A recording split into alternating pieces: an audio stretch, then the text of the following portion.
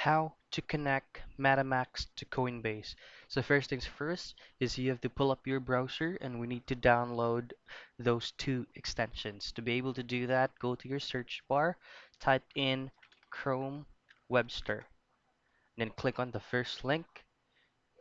So the first extension that you need to download is Coinbase. There you go.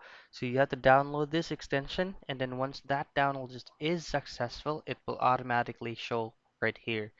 Second extension is MetaMask. There it is. So again, once successfully downloaded, it will automatically show right here. So the very first thing that we need to do is to set up your um, keyword or your recovery phrase. So click on your Coinbase extension and you need to enter your recovery phrase or your private key. It needs to be a 12-word recovery phrase or private key. So once done, you go to your MetaMask extension.